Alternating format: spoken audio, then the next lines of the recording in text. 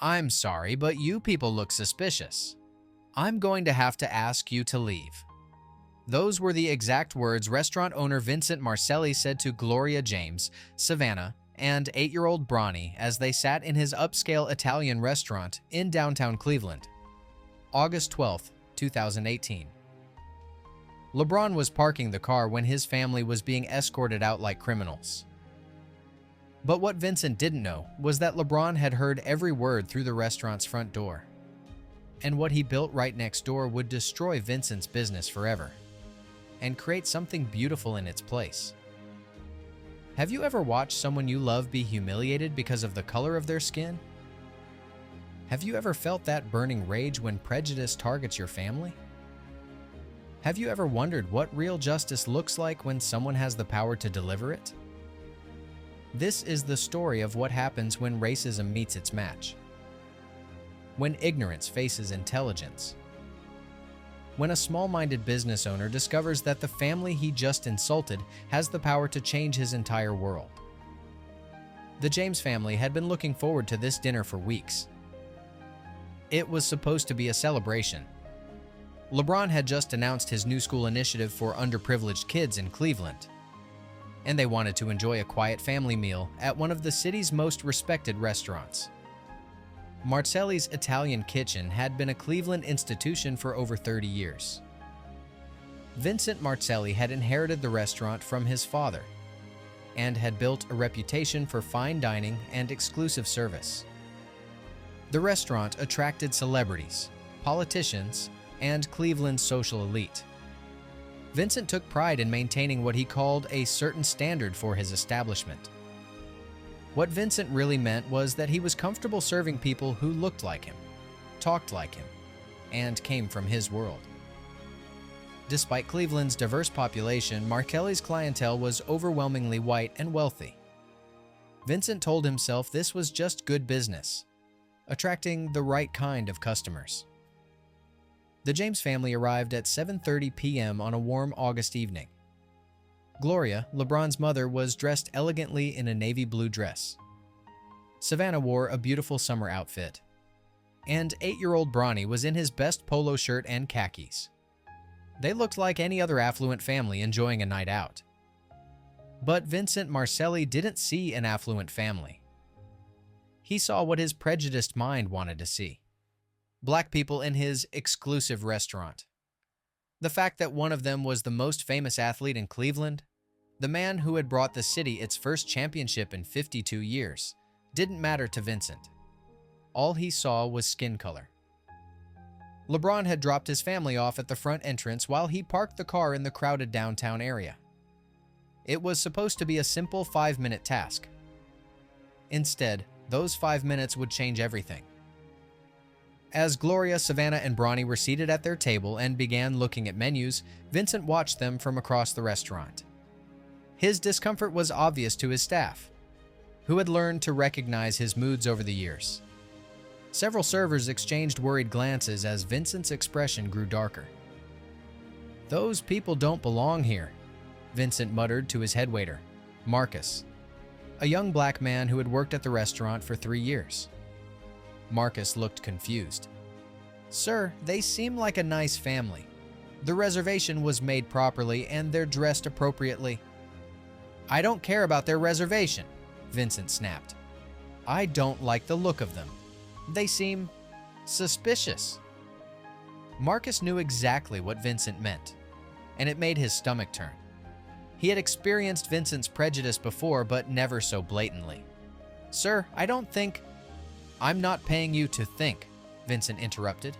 "I'm the owner, and I decide who's welcome in my restaurant." As LeBron walked back from the parking garage, he could see through the restaurant's large front windows. What he saw made his blood run cold. Vincent Marcelli straightened his tie and walked across the restaurant floor with the confident stride of a man who believed he owned not just the building, but the right to decide who deserved respect. His expensive shoes clicked against the marble floor as he approached the table where Gloria, Savannah, and Bronny sat innocently looking at their menus. "Excuse me," Vincent said, his voice loud enough for nearby tables to hear. "I need to speak with you." Gloria looked up with a warm smile, assuming this was the owner coming to personally welcome them. Of course. This is such a beautiful restaurant. We're so excited to. I'm going to have to ask you to leave. Vincent interrupted, his voice cold and dismissive. The words hit the table like a physical blow. Savannah's menu dropped from her hands. Gloria's smile disappeared, replaced by confusion and growing alarm. 8-year-old Bronny looked back and forth between the adults, sensing something was wrong but not understanding what. "I'm sorry," Savannah said quietly. "Is there a problem with our reservation? We can wait if our table isn't ready." Vincent's expression grew more condescending. "The problem isn't your reservation. The problem is that you people look suspicious. This is an upscale establishment, and we have standards to maintain." The racist intent behind "you people" was unmistakable. Several customers at nearby tables had stopped eating and were staring at the confrontation unfolding before them. Some looked uncomfortable. Others seemed to be enjoying the drama. Outside, LeBron had reached the restaurant's front entrance just in time to hear Vincent's words through the glass doors. He stood frozen, watching his family being humiliated, his hands slowly clenching into fists. "Suspicious," Gloria repeated, her voice shaking with disbelief. "We're just a family trying to have dinner. What exactly looks suspicious about us?" "Look, lady," Vincent said, his voice growing louder and more aggressive. "I don't have to explain myself to you. This is my restaurant, and I have the right to refuse service to anyone. You clearly don't belong here." Bronny tugged on his grandmother's sleeve. "Grandma, what's happening? Why is the man angry at us?" The innocence in the child's voice seemed to fuel Vincent's cruelty rather than soften it. "Kid, sometimes people need to learn their place. This isn't your place." That's when LeBron heard something that would haunt him forever. His son's confused voice asking, "Mommy, did we do something wrong?" Through the glass, LeBron watched his wife's eyes fill with tears as she tried to comfort their son while maintaining her dignity. He watched his mother, the woman who had raised him to be respectful, kind, and hardworking, being treated like a criminal in front of her grandson. Marcus, the black waiter, stood helplessly nearby, his face a mixture of shame and rage. He knew he needed this job, but watching this family be humiliated was tearing him apart. "Sir," Marcus said quietly to Vincent, "maybe we could just—" "Don't you dare interfere," Vincent snapped at his employee. "You're lucky I even let you work here. Don't push your luck." The additional layer of workplace racism made the scene even more sickening. Vincent wasn't just attacking LeBron's family. He was demonstrating his belief that black people existed solely at his mercy. Savannah stood up slowly, her dignity intact despite the humiliation. "Come on, Mom. Come on, Bronny. We're leaving." "That's right," Vincent said with satisfaction. "And don't come back. Find somewhere more appropriate for your kind." As the family gathered their belongings and walked toward the exit, other customers watched in stunned silence. Some pulled out their phones, but most were too shocked or too cowardly to intervene. LeBron stepped aside as the restaurant door opened and his family walked out onto the sidewalk. Gloria was holding back tears. Savannah was comforting Bronny, and his son was looking up at both women with confusion and fear. "Daddy," Bronny called out when he saw LeBron. "The man in there was mean to us. He said we don't belong." LeBron knelt down and hugged his son, his voice carefully controlled. "I know, buddy. I heard everything." Over Bronny's shoulder, LeBron looked back through the restaurant window. Vincent Marcelli was returning to his office, looking pleased with himself, probably thinking he had just protected his establishment from undesirable elements. What Vincent didn't realize was that he had just made an enemy of the most powerful man in Cleveland. And LeBron James was already planning something that would teach Vincent and the entire city a lesson about respect, dignity, and what happens when you underestimate the wrong family. But first, LeBron had to comfort his family and explain to his 8-year-old son why some people's hearts were filled with such ugly hatred. That night, LeBron James didn't sleep. While his family processed what had happened at dinner, LeBron sat in his home office staring at his laptop screen. But he wasn't looking at basketball footage or business deals. He was researching Vincent Marcelli, his restaurant, and every piece of property within a 3-block radius of downtown Cleveland. By 3 a.m., LeBron had made 17 phone calls.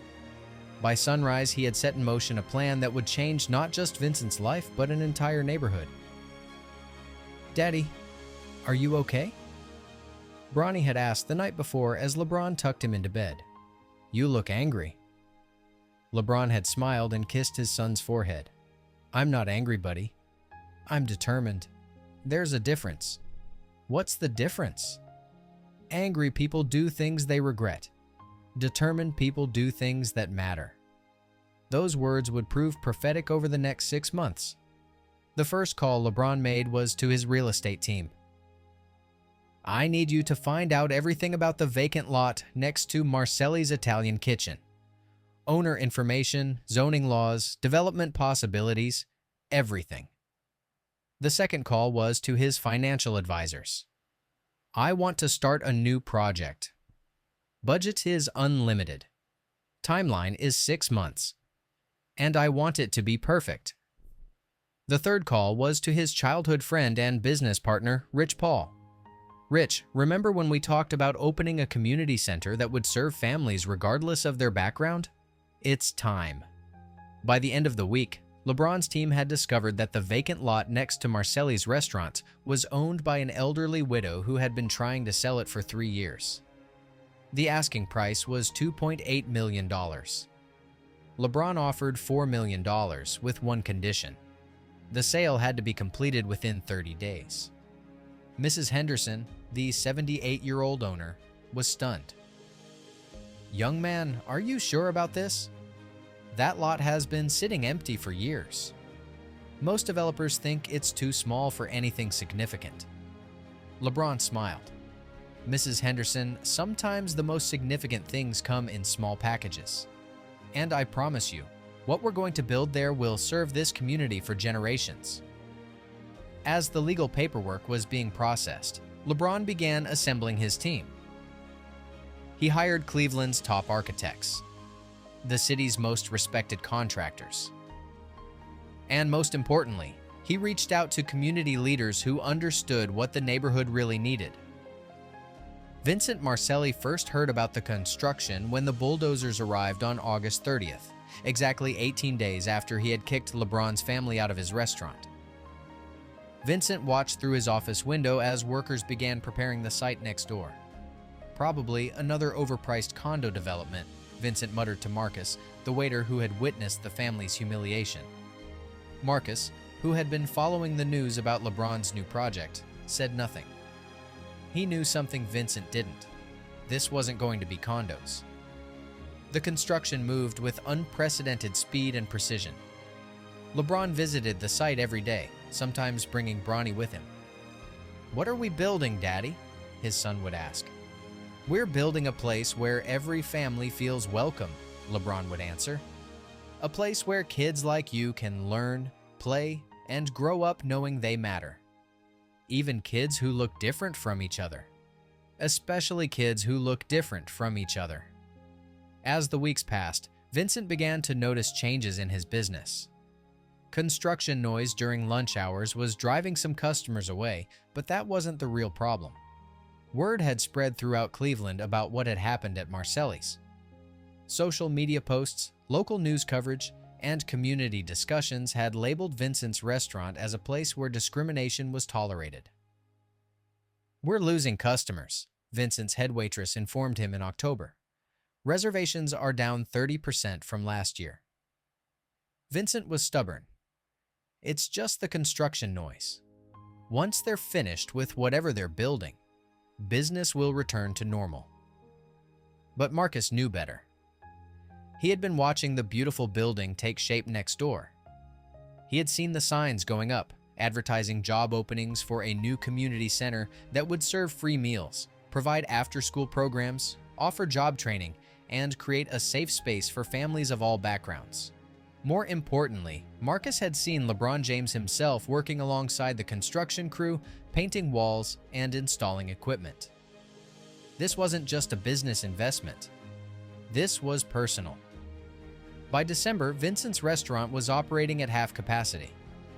The beautiful building next door was nearly complete, and the contrast was striking. While Marcelli's represented old Cleveland, exclusive, unwelcoming, stuck in the past, the new community center represented everything the city was becoming: diverse, inclusive, and forward-thinking. Vincent still didn't understand what was happening to his business. He blamed the economy, the construction, even the weather. He refused to consider that his actions on August 12th had consequences that extended far beyond one family's dinner. But consequences were coming. And they would arrive exactly 6 months to the day after Vincent Marcelli decided that LeBron James's family didn't belong in his restaurant. February 12th, 2019. Exactly 6 months after Vincent Marcelli kicked LeBron's family out of his restaurant. The line stretched for 3 city blocks.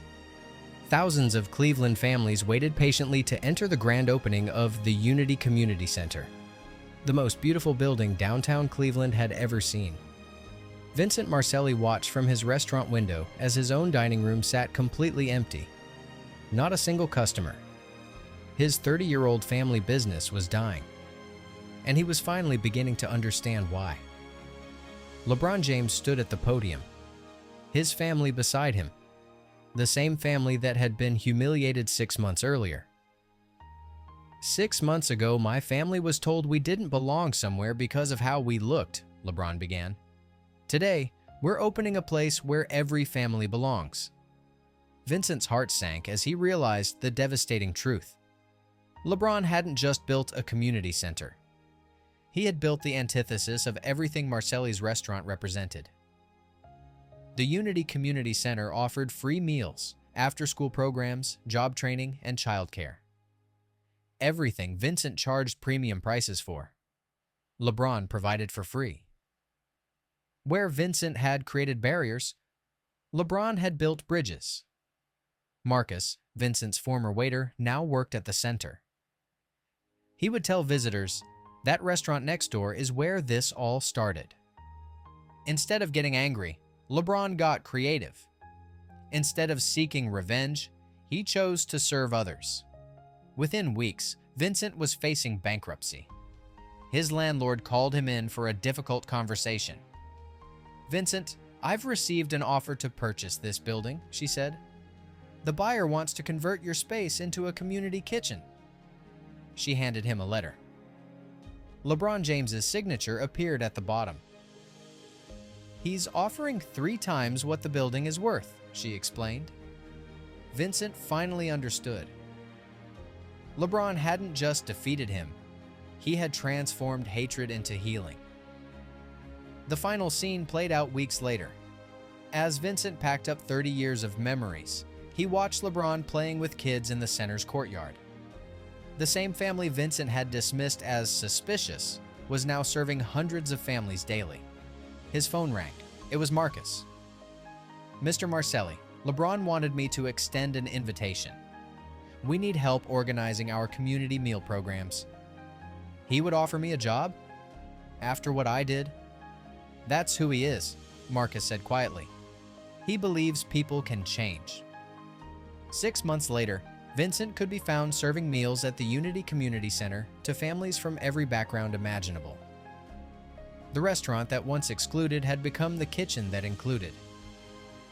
The man who spread hate was now serving love. That's the power of responding to hatred with hope and to exclusion with inclusion.